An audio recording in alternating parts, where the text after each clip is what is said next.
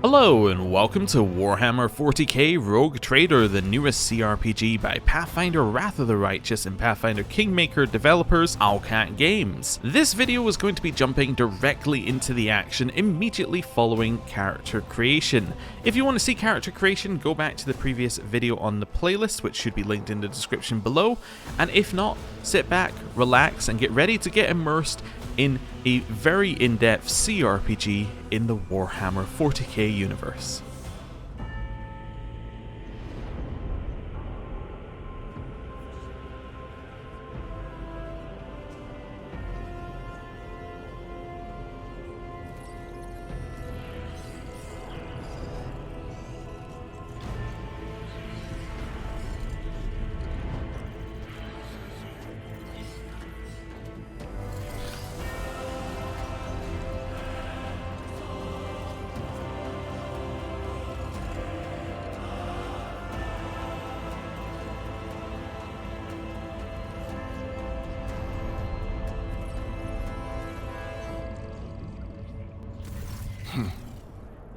An excellent place for contemplation.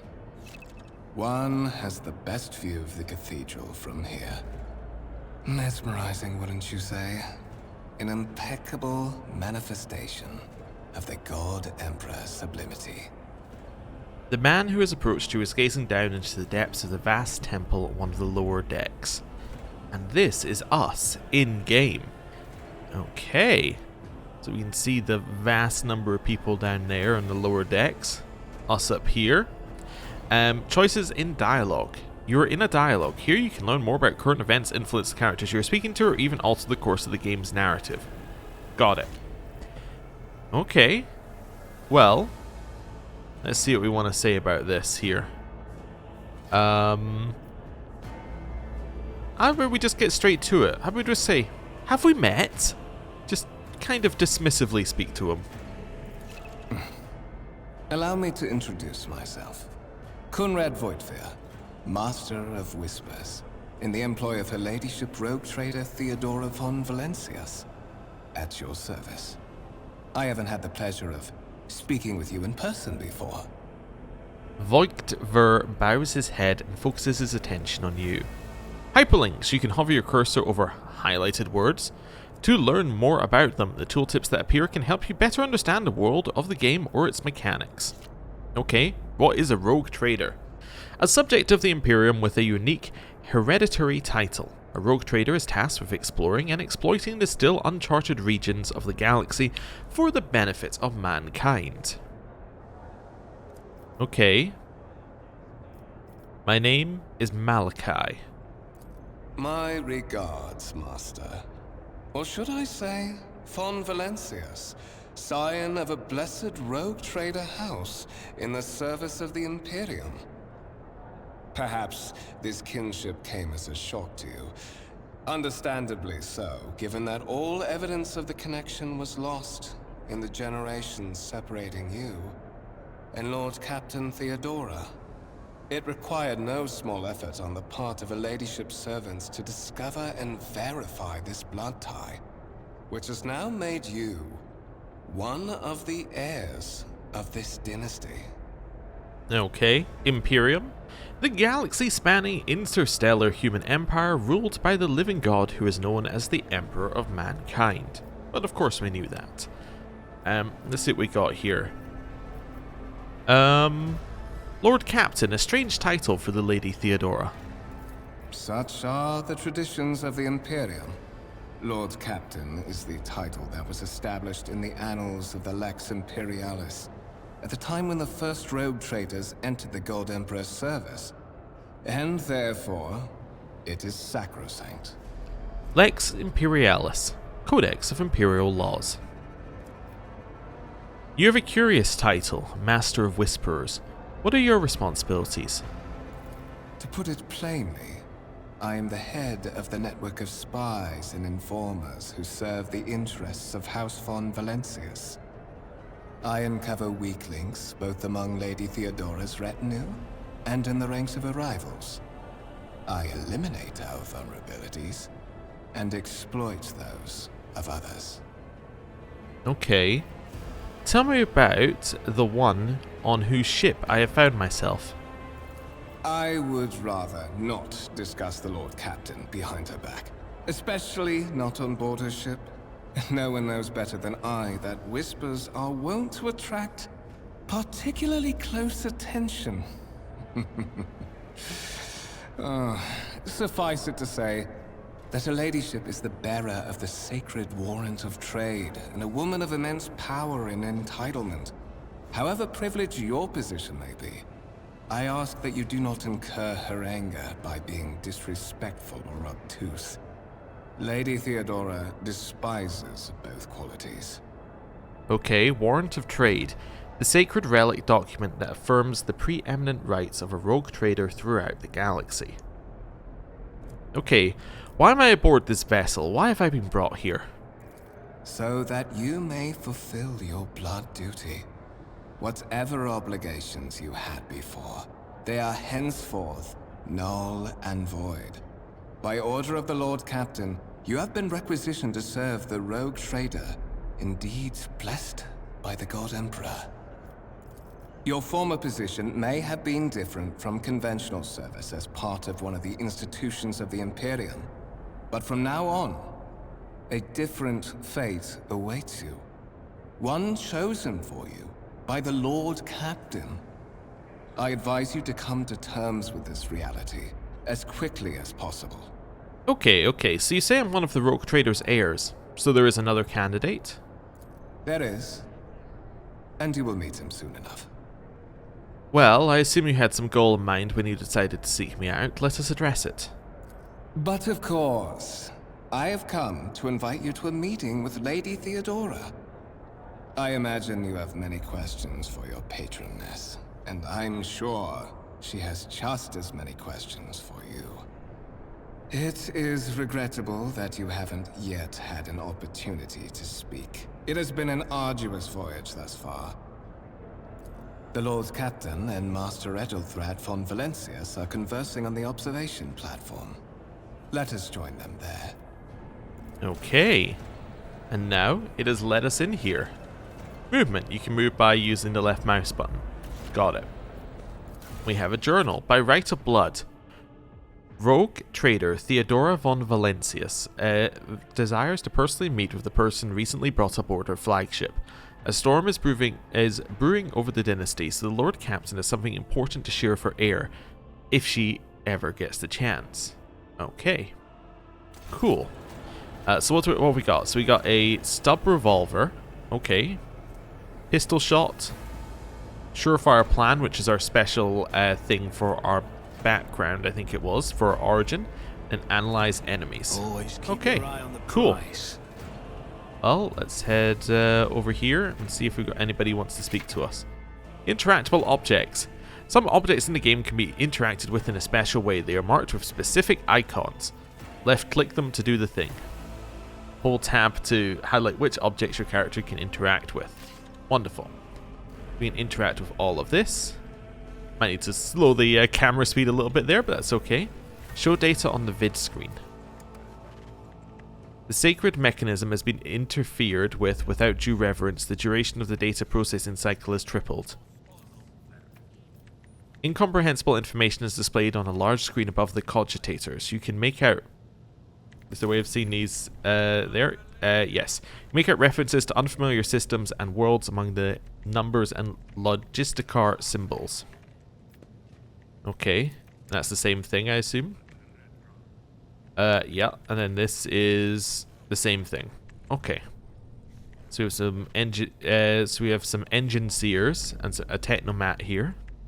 Lay people interfering with the operation of the sacred mechanisms disturbs the machine spirits. In the name of the Omnissiah, refrain from any further profane acts. Oh no, we're only been playing for about, 2 or 3 minutes and we have profane acts that we're performing. A massive conference table, obviously crafted from real wood, a resource of incredible value aboard a void ship. Anyone else over here? Deck Enforcer? If I see you raise your head again, I'll hand you over to the tech priest for servitorization. Crew member is hard at work, bowing his head in fear and avoiding even looking at you. Fair enough. I mean, I just heard what he was threatened with, so that's fine. Who have we got over here? A candlelit altar with a copy of the 2348th volume of the Lex Imperialis, the Codex of Sacred Laws of the Imperium, and our noble guest. May his will strengthen my heart, may his humble deeds be for the benefit of humanity. Okay. Well, we'll keep going here. Hello. That's an autosave. And can't speak to you, so I guess we'll go in.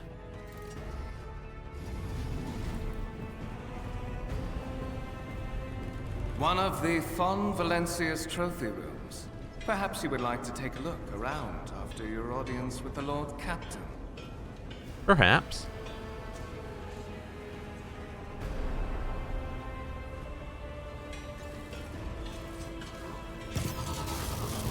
What's happening?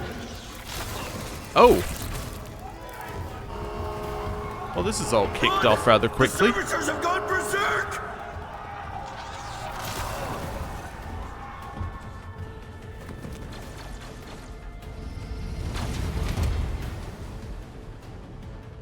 No mercy to those who oppose Von Valancius. To survive in the grim darkness of the far future, you will have to face enemies of all kinds and fight for your life. These hints and tutorials will familiarize you with the combat system of Warhammer 40k Rogue Trader. Okay. Click on the one at the top to start the battle. So it gives you a second to just go like, okay, what's going on here? So we have one enemy. Alright, I think we can manage. Nice. Oh, well. Well, there goes the team. Movement in combat. All battles in the game are turn-based and take place on a grid. On their turn, a character can move, attack, and use their abilities. Select a cell within the highlighted area and double-click the left mouse button to move the character there. Movement points determine how far you can go. So that is one spell.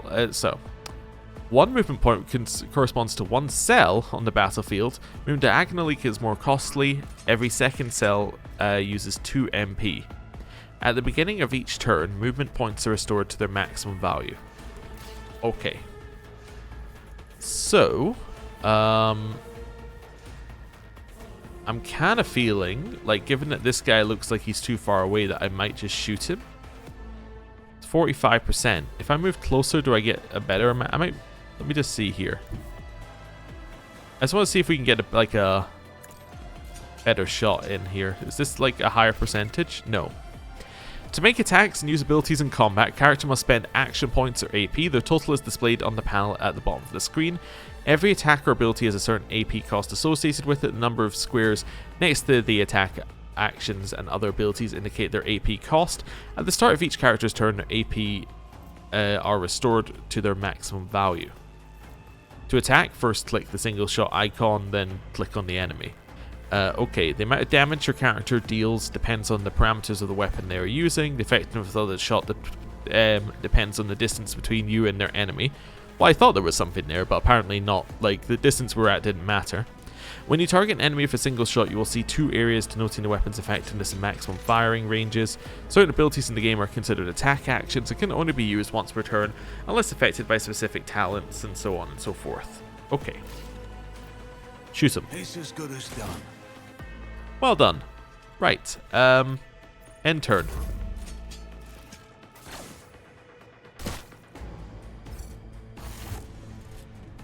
I could scarcely believe it. Suspiciously poor timing for such an accident. Servitors malfunction on the officer's deck at exactly the same moment when the rogue trader and her heirs are gathered here. I have blocked all passages between the upper and lower sectors of the residential decks. If this is a deliberate attack, it should stop the culprits from advancing their plan. Without taking his eyes off the bodies on the floor, Voigtver removes the Vox caster from his belt and speaks a few quick orders into the device, then he turns to you. Voxcaster, a piece of technology used to communicate over short distances or to record sound. Okay.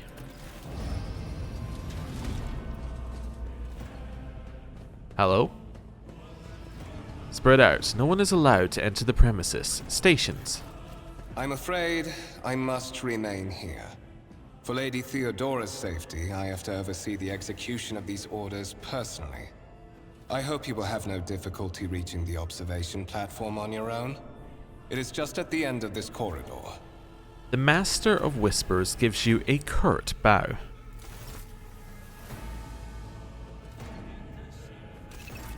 Okay, you can press M to open the map. Wonderful.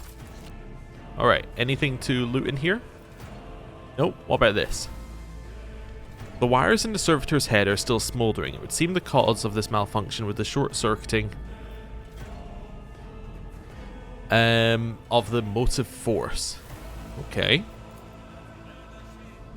Tarantula sentry gun, constructed with the blessing of the Adaptus Mechanicus using standard template construct in the manufactorums of the Kaiva Gamma.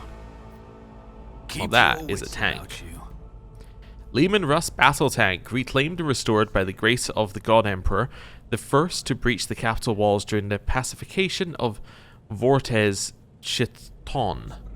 Okay, I'm also wondering if there's a way of getting these tooltips to stay up longer. I did see that there were certain things on them. We might be able to give us a little bit longer on each one to read it there rather than having to go down into the log, but it's fine.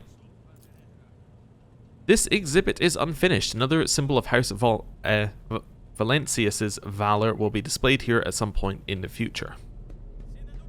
Okay, what have we got over here? A violet alloy, which upon closer examination turns out to be a handcrafted object. Symbols carved with primitive tools are visible on the surface. A black shard resembling obsidian. If you look closely, you can discern a strange, barely perceptible glow inside the artifact. A massive golden amalgam interspersed with sparkling particles. The stone on the pedestal is no doubt solid, but its surface shimmers and changes hue, as if someone has captured a piece of turbulent sea within the rock. A strange object that resembles sea coral. The porous surface is pitted, a sign that it's been underwater. And this one? A grey-green crystal with white veins. A low hum can be heard coming from the artifact. Okay, so this is the way I meant to go. Let's not do that. Let's go this way instead. Can I go that? Nope, door is locked. Alright, well, we will head this way then. Seems fine. Okay. Keep my options open. Straight through the door. And a little bit further in here. So we got some crew officers. And servitor, are you gonna go crazy? As you approach, something in the servitor's body begins to hum as if in response to your presence. After a couple of seconds, the noise subsides. The Grand Voidship Temple occupies the entire space below the officer's deck and is lit by countless candles and lumens. Cool sight. Alright. Head over this way. Hello. No initiative, no independent thought, only the Omnissiah's commandments and adherence to protocols. Okay. The lifts carrying people around the decks move with a loud grinding noise.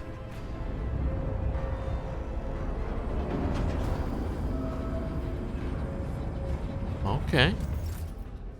Mildly terrifying, but cool. Can I go this way? I beg your pardon, your lordship. After the incident with the servitor, passage is closed to everyone until the arch-militant says otherwise. Okay. That's otherwise known as do the tutorial we told you to do, stop wandering around looking at everything, and just go where you're told to go. Right. Is that where we need to go? I think it is, from memory, because this is very similar to the beta. In fact, I think it's identical. So that's, again, go just do what you're told. What's happening over here? The state of your uniform. What are you doing in the upper decks looking like that? Gracious sir, repent. I repent of spiritual weakness, of deviation from his commandments. Do not punish me. Let me make amends of my deeds. Wow, okay.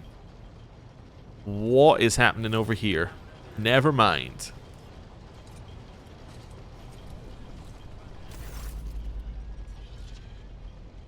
That is simply irrational, Lady Theodora, says the man dressed in peculiar garb, his voice tight with tension. His face, half of which is covered by thin skin, is twisted in a grimace of displeasure and disbelief. Assimilation into the trade structure would be political and economic suicide, practically an admission of heresy. The tall, grey-haired woman pins him with her gaze, her cybernetic eye flashing crimson. Then suggest an alternative that will satisfy me. I have described the situation, no worse than my seneschal could have done. Make a decision. What will you do with Ion 6, Ethelthrad? Survey the room. Your first impression of Ethelthrad, who appears to be about 30 years old, is of a parchment-like skin stretched over a tightly bundled mass of sinew, implants, and bone. Implants? A mechanical or electronic cybernetic substitute for biological limbs or organs. The nervously twitching fingers, the face twisted by a slight tic, and the jerky movements are all signs of some illness or defect that has taken over his physical form. In stark contrast to Ethelthrad, Theodora von Valancius's features appear as if they were carved from marble, eternal and indestructible. Head raised high, proud posture, hands clasped casually behind her back. Everything seems to emphasize the difference in status between her and Ethelthrad. Behind the two of them, you see two more men. One is a grey-haired officer of impeccable bearing who is studying the contents of his data slate. The other is a behemoth, bristling with holsters and baldricks containing all manner of weapons. Data slate, an electronic digital storage device similar to a tablet computer. Our second candidate has joined us. The dry female voice and the powerful feeling of being watched force you to look at Theodora. The rogue trader is looking straight at you, and her gaze, like herself, is predatory and oppressive. Malachi, approach and give me your answer. Passive skill tests. Your character's skills reflect their knowledge and capabilities. Some dialogues automatically initiate passive skill tests. If such a test succeeds, new information will be revealed or a hidden dialogue option will unlock. If your character is traveling with allies, a party member with the highest score in the applicable skill is selected for each given passive skill test. And now we get into what a skill test is, and this is one of the quirks of the system. The success of a test is determined by rolling a 100-sided die. Each skill test has a difficulty of up to 100, including negative values. To succeed, you must roll a value less than the sum of both the stated difficulty and the value of the skill used for the test. For example, you are attempting a test with a difficulty of -10. Your character's tech use score is 40. 40 minus 10 equals 30. Therefore, to succeed on a tech use skill test, you must roll a 30 or less. Any result above 30 will mean failure. Note that the difficulty increases from greater to lower values. The greater the difficulty value, the easier it is to pass the test. It is easier to succeed on a difficulty 40 test than on a difficulty 10. Just for an example, if you were to say that the test difficulty was 40 in the above example there, it would be 40 plus 40 equals 80, and you would have to roll under an 80 with a 100-sided dice to pass. Basically, you have 80% chance of passing. That's all it's saying. So, fairly straightforward. Consider this hypothetical situation. Ion 6, a new world on the fringes of the Koronus Expanse. High seismic activity, regular magma eruptions, metamorphic rock deposits, prospects for large-scale mining. The world is populated by natives who worship some heretical underworld spirits that protect those who offer them sacrifices. Flights of fancy, you might say, but attempts to install ore extractors have failed for the second time. The mining crews sent to the planet's surface simply vanish overnight. My question to you is, what would you do with this poisoned treasure? Okay, so we passed 2 checks. How difficult were they? Oh, I like the UI for this now, actually. So this was skill value plus 40, difficulty modifier was plus 60, so we needed to roll less than a 100, which we did. Okay. Now, actually, interestingly, that says less than 100. That does not say less than or equal to. So I guess we could have failed that on a roll of 100. We didn't. We actually got a roll of 69, but we could have failed. Okay. And then this one, again, same thing. So these are all very, very easy checks to pass, especially if you have any value in the skill. In fact, I think the base value for these skills was 30. We maybe could have lowered it to like... I guess you could have had 0 potentially if you were in a certain background, maybe? So it would still be like minimum like 40%, which, you know, is pretty good. So those spirits could well be the natives' name for dangerous aliens. I would first verify that that is indeed the case, and if the population of Ion 6 engages in xeno worship. There are ways to confirm whether what is happening on Ion 6 is witchcraft or not. It might cost several psychers to do so, but it will give us an answer. If my particular life experiences are any indication, some of the natives would eagerly betray their chieftains in exchange for a quiet life serving on board my ship. I would then leave dealing with Ion 6 to those who know it best. Those reports of spirits certainly sound like evidence of heresy. However, I would put my interests first. No matter what it means, no matter what means I would have to use, the riches of Ion 6 would be mine. Ion 6 must be purged for the good of the Imperium. Okay.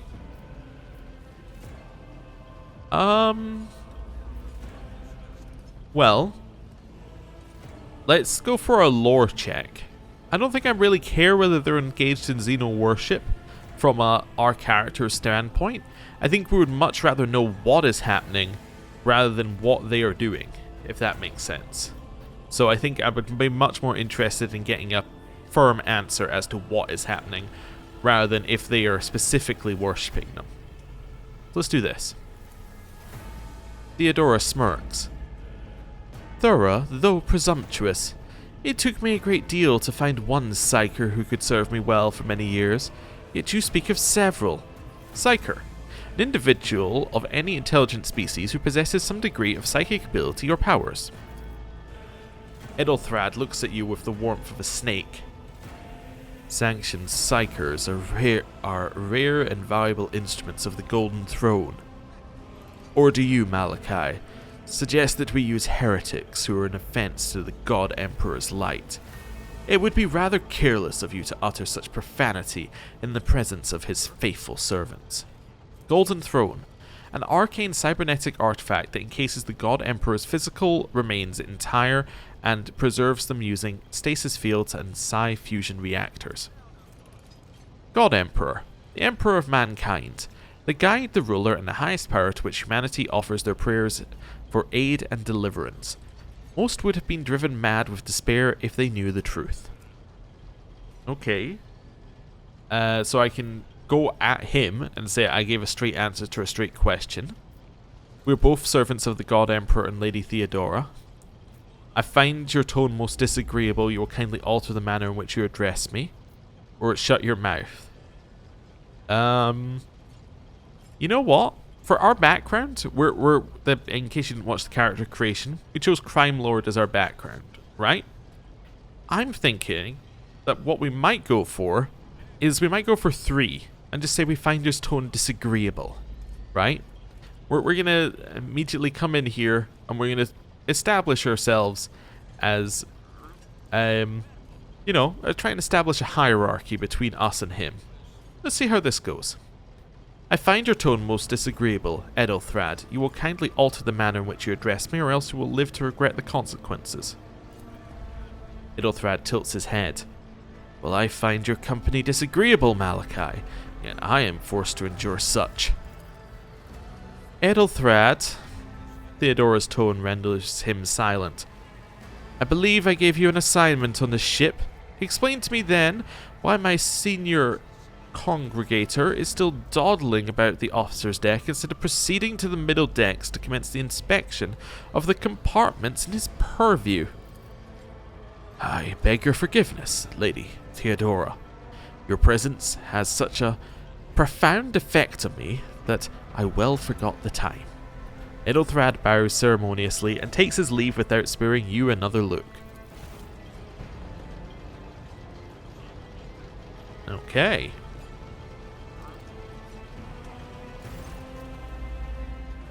Theodora's gaze follows him as he leaves. She then turns to you. So, Malachi, why are you here? I do not know just yet. I hope you will clarify that. Theodora smiles wryly. Clarity, a luxury that few of us can afford. There is a reason why I did not explain all the details of the question I posed to you earlier. Beyond the borders of the Imperium, seldom is one granted the opportunity to enjoy information in abundance. This, however, is one such opportunity. My name is Theodora von Valentius Massimo Afscaris. I am a rogue trader in service of the God Emperor of humanity, and my rights and freedoms are vindicated by a most sacred relic, the warrant of trade kept aboard this very vessel. Mine is the honor to venture into the darkness beyond the Imperium and carry humanity's light where powers wicked and heretical reign and bode death and ruin to us all. It is my decision alone to determine the fate of whatever I find past the bounds of the explored void. Every world I discover, along with all there is thereon, resources, people, riches and mysteries, is mine by right. I command millions of lives, rule over numerous planets, and possess fortunes that no planetary governor or commander could dream of amassing. And you, Malachi, are one of those with the von Valentius blood in their veins, and a rightful claim to this inheritance when the hour comes. Okay, one of? Does this mean there are other heirs? Naturally. Some have yet to arrive on board, but you've had the pleasure of meeting one of them. Idlethrad may be somewhat disconcerted by the scale of the responsibilities that may potentially fall upon his shoulders. However, I have a good feeling about him as a candidate. Blood right alone is not enough to earn the high honor of becoming the bearer of a warrant of trade. Nonetheless, your abilities and talents may yet prove useful. If not for the role of Lord Captain, then for that of their closest ally. Theodora sighs and looks away pensively for a brief moment. Alas, even those responsibilities can at times be too challenging for those who share your blood. Conrad Voigtver served me for many years before he made his mistake. Did I hear you correctly? The Master of Whisperers is related to you? His kinship to me is most distant, as is yours. Nonetheless, he does bear the name von Valentius, even if he avoids using it publicly, and as such, strictly speaking, can be considered my heir. That door, however, is closed to him. Voigtver's performance in his current role is satisfactory, or at least it used to be at least. Okay. Thank you for clarifying. May I ask my questions now? The vox affixed to Theodora's attire suddenly comes to life, but all you can hear is unintelligible noise. Theodora winces, shuts off the transmission, and gives you an imperious nod. Vox. Piece of technology used to communicate over short distances or to record sound. I have some time before the navigator gives the signal to initiate the void ship's translation out of the warp. My presence is required on the bridge. Navigator. A sanctioned noble mutant whose genes allow them to safely guide a warp-capable void ship through the warp. Warp. alternate dimension of pure energy and madness existing as a mirror to real space, also known as the Immaterium, the Imperium, the Ether, the Sea of Souls, or warp space. Navigator, translation, what are these things you speak of? I don't want to look like I'm, you know, the person off the street who's just wandered into this void ship and is like, oh right, you got all these fancy machines and you fly around and all that. No, I'm gonna like at least pretend that I know what I'm talking about. An incident took place on the officer's deck. Some servitors went berserk and attacked the crew. Is that so? Perhaps the technomats were careless during maintenance. Or it could be the warp playing tricks on us, in spite of the Geller fields. Or perhaps there is something to all the stories about the ship being possessed after all. Theodora laughs nonchalantly. The grey-haired officer gives the rogue trader a look of cautious disapproval. Lady Theodora, for the God Emperor's sake, surely you do not intend to start repeating idle rumours spread about by uneducated riffraff. Enough, Abelard, such heresy amuses me.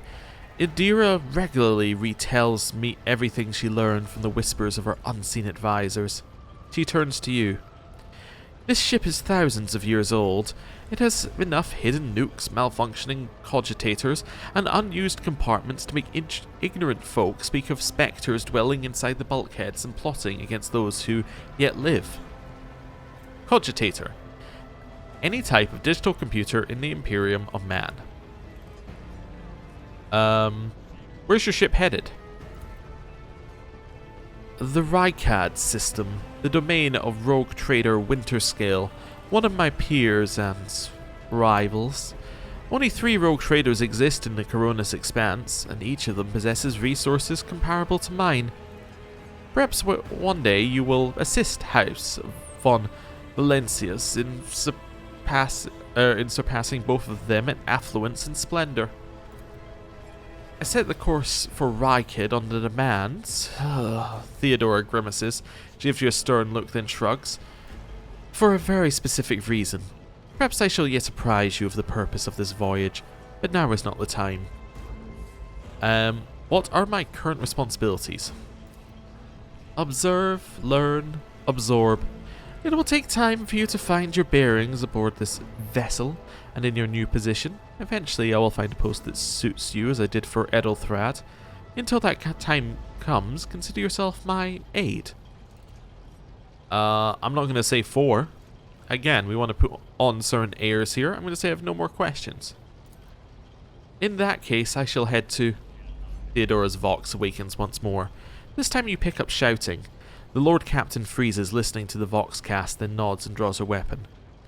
Disturbances reported on the adjacent decks. Seneschal, if the need arises, protect the new blood. She glances at you. It is possible that the chance to prove your worth may present itself sooner than you may have anticipated. Oh, we're fighting. That is a lot of enemies. That is a lot of enemies. Okay. All combatants act in turns and their order is determined by initiative roll. The order of turns is displayed on the left hand side of the screen from the bottom to the top. The character at the very bottom goes first, then the one above them, and so on. So Theodora goes first. Start the battle. So she just activated kill them. Don't know what that does yet. I'm sure when we get a turn we'll be able to see. Oh, he's still just destroying people. The reason why some of them are moving at the same time, I remember this one from the beta, is that if they're all on the same team, I think it lets some actions go at the same time just to speed up combat. Rather than, you know, you have to go, it's this person's turn, then this person's turn, then this person's turn, then this person's turn. Which is very, very slow when you have huge combats. It's much easier to just go like, it's these 5 people's turns and they all kind of take their turn. Anyway, cover. Use cover to avoid enemy attacks. Cover that a character can hide behind is marked with a shield, or a shield of a skull. When standing close to them, the character will automatically take up an advantageous position. In this case, the chance that the enemy attacks will hit cover and not the character behind them increases. The character will not receive a bonus if attacked from the side, not protected by their current cover. Okay, cover. Let me just see if it has anything else in here. There we go. Full cover, indicated by a skull on the shield, reduces the chance to hit by 60. Partial cover reduces the chance by 35.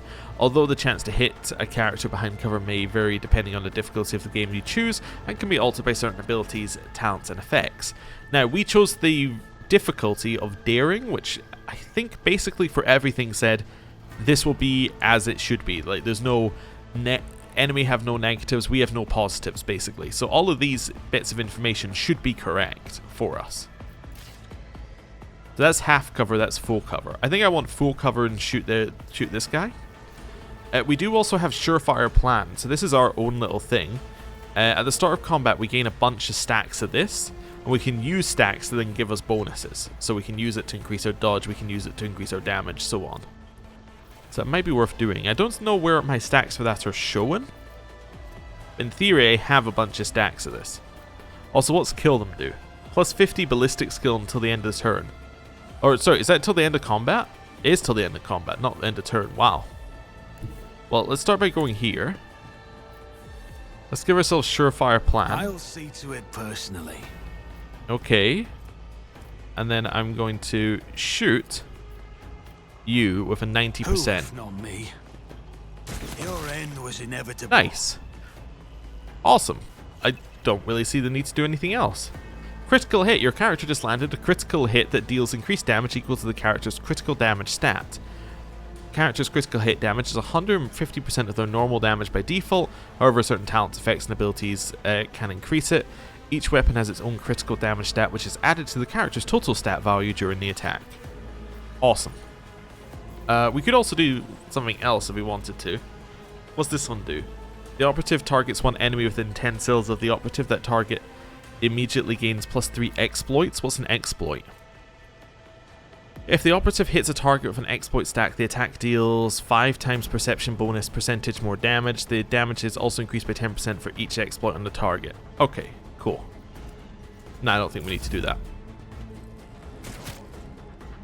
That's fine.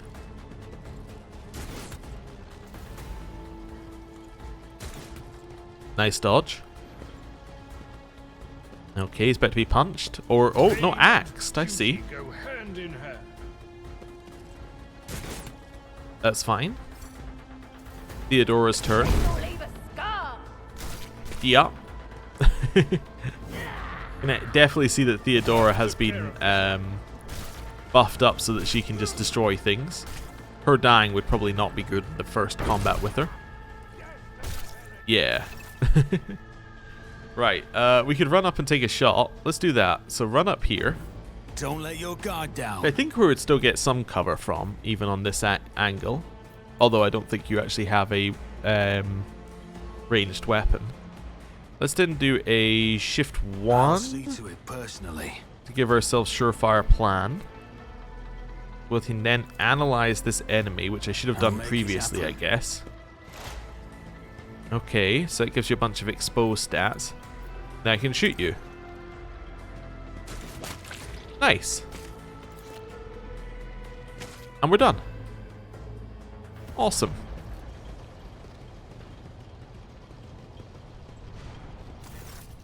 Theodora waves her hand in a commanding gesture. Mort, take a team with you and clear a path to the transport line. Do not let a single horseman survive. The rogue trader turns her eyes to you. Didn't bat an eye when that scum burst onto the deck, Not bad. I've seen many an officer who panicked at the sight of combat on the upper decks. The false sense of security offered by their position makes them look that much more vulnerable when the harsh reality of the harsh realities of warp travel. She looks at the Vox in her hand. All you can hear is lifeless static. The incident with the rampaging servitors may be connected to what's transpiring now. Possibly, quite likely. Theodora winces and flicks the switch on her Vox a few times. We will investigate at a later time. Right now, we need to isolate the affected compartments and try and assess the situation. What's happening? From what we have seen, Malachi, I can speculate that we are dealing with some variety of madness induced by warp travel. The seneschal is astonishingly calm for someone who has just survived a sudden attack. Such episodes are not uncommon among voidsmen who have found themselves outside the boundaries of real space, though such episodes seldom spill onto other decks. Theodora clicks her Vox a few times. The casters are not working, or have been sabotaged. Either the warp is toying with us, or someone went to great lengths to cut the ship's communications. I will need a direct channel to the Engine Seer Prime before I can get a sense of what we're up against. Whatever it may be, keep your weapons at the ready. I imagine it'll be some time before we no longer need them. A Tech Priest who specializes in maintenance and repair of sacred machines, the Engine Seer. How could there be armed people in the ranks of the crew who would dare attack the Lord Captain? Seneschal gives you a gloomy look. Trust me, Malachi, this is hardly surprising for a crew of thousands. The lower decks are a fertile environment for discontent and heresy, no matter how one tries to incinerate any seed before it can take root. All it takes is a hint of warp influence to cloud the minds of normally obedient cattle. Sporadic riots in the lower decks never reach these compartments. Theodora's anger causes the seneschal to shrink slightly. No, the tumults of the rabble are always contained within their own territory. This is too well organized. It is spreading too rapidly. What are your orders? She breaks eye contact with you. Mort has gone on ahead to clear a path for us. If you want to make yourself useful, go after him and see if the arch-militant requires aid, and be quick about it. Well, we're going to do it. Rise to the top. I cannot promise that we're going to be quick about it, because what we're actually going to do is end the episode right here. Thank you very much for watching. If you enjoyed this first episode of the series, let me know. Give me a comment, like, comment, subscribe, all that sort of stuff that everyone tells you to do. Because one, it lets me know you want to see more, and two, it also increases search ranking and lets other people see the series, which is good for me. So, thank you very much for watching, and I'll see you next time. Goodbye.